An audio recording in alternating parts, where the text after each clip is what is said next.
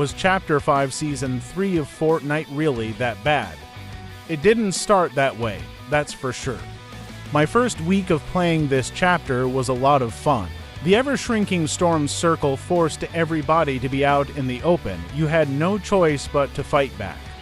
And I feel like this season solved some of the issues we've had in previous seasons where you just felt defeated when you lost. No crying over getting blown up in the car or punched into the storm or having the battle bus crash in the smallest circle possible. The chaos was the most fun I've had playing Fortnite. The ever-shrinking storm circle forced everybody to be out in the open. You had no choice but to fight back. And I feel like this season solved some of the issues we've had in previous seasons where you just felt defeated when you lost. No more getting blown up in the car or punched into the storm or having the battle bus crash in the smallest circle possible. The chaos was the most fun I've had playing Fortnite. The crazy situations didn't end in frustration, but in laughter. There was just so much going on, it kept you on the edge of your seat the whole time. I can really appreciate that about this season. But before we get into what went wrong, let's talk about some of the things that made this season what it was. Map changes. The biggest highlight was the addition of the desert, a wasteland biome, which actually expanded the map instead of just replacing old POAs. Compared to Season 2, the nitro portals and car ramps added all over the map made movement and gameplay way more interesting. My personal favorite was the Nitro Dome. Not only did it have a fun mythic item, but it encouraged interactivity with the boss fight mechanic that Fortnite was really pushing this season. Battle Pass. In my opinion, this Battle Pass was a major recovery from the lackluster season to pass. I actually used pretty much some of the character skins, gliders, and pickaxes. It didn't feel like a waste of money at all. My go-to character was Rust, though I was a bit disappointed the Bright Raider skin was yet another iteration of Bright Bomber. Collaborations, while not everything was a hit, the Fallout collab had me excited given the promo teasers. But I was a bit let down that it ended up just being a skin and a gun charm with no real poi or characters to collect. If you're going to do a collab, I feel like Fortnite should really lean into it and go all out. The Marvel collaboration was tied into the main storyline, and the Fallout crossover may have been used as a red herring to misdirect players who care about the story. The Wasteland Magneto skin was a cool design, even though I won't be using it myself. The glider and pickaxe items were also really cool and unique, but I think they could have been in the item shop instead of the Battle Pass. The Magneto S mythic weapon was a great addition to Battle Royale, but it definitely needed some balancing tweaks. Metallica. Moving on to the Metallica collaboration. I'm not a huge Metallica fan, but I thought it was a perfect fit for Fortnite. It was a really cool opportunity to discover new music through the in-game festival. The takeover of Loot Island and the addition of a Metallica mythic were great crossover elements. I wish the Metallica-themed island had stayed for the full season, though. The memorial they added also provided some nice additional context about the band. And the Wasteland-themed Metallica outfits in the item shop were a good addition as well. Fall Guys. As for the Fall Guys collaboration, I used to play a lot of Fall Guys, but the lack of updates made me stop.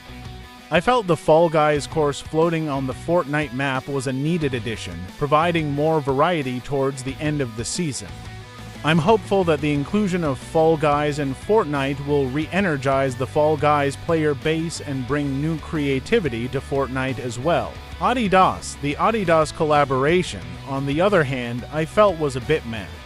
They could have done some more unique fashion items instead of just a simple tracksuit. I think the Adidas collab was better than the Nike collabs, which just gave us weird creatures wearing shoes. Tesla Cybertruck. As for the Tesla Cybertruck, I acknowledge that this was essentially a free giveaway, as Elon Musk likely paid for everyone to have access to the Cybertruck. I don't think it would have sold well in the item shop if it wasn't free, and I understand the valid criticisms of this collaboration. I'm going to break down what went wrong with Fortnite's recent Season 3. As a dedicated Fortnite player, I have some thoughts on how Epic Games can improve the game experience for the hardcore gamer community. So, what stopped this season from being great? Number 1. The sit and camp meta. In recent seasons, we've seen an ever-increasing sit and camp meta in Fortnite. Every season since the last resort, players have been hiding in trees, bushes, and even digging into the foundations of buildings just to wait out the game and hopefully secure a victory royale. This season, Epic tried to disrupt that playstyle by making it harder to camp, with things like the nitro cars ramming through buildings and the storm circles getting smaller than ever before. But the change was too sudden. Epic didn't ease the community into the new meta. As a result, many players refused to adapt and just stubbornly stuck to their old camp-heavy tactics. This was especially tough for dedicated build players who struggled to survive against the unforgiving new weapons. Number 2. Vacation timing. It feels like Epic went on vacation at the worst possible time, right when this highly experimental season launched with so many moving parts.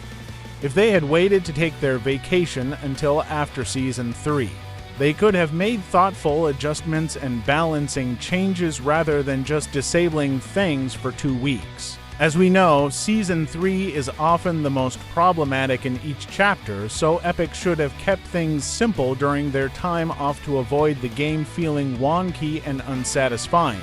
Number 3. The reload distraction. While I enjoy playing reload mode just as much as the next gamer, it feels like it was used as a quick fix because Epic didn't have the resources to properly address the issues in the Battle Royale.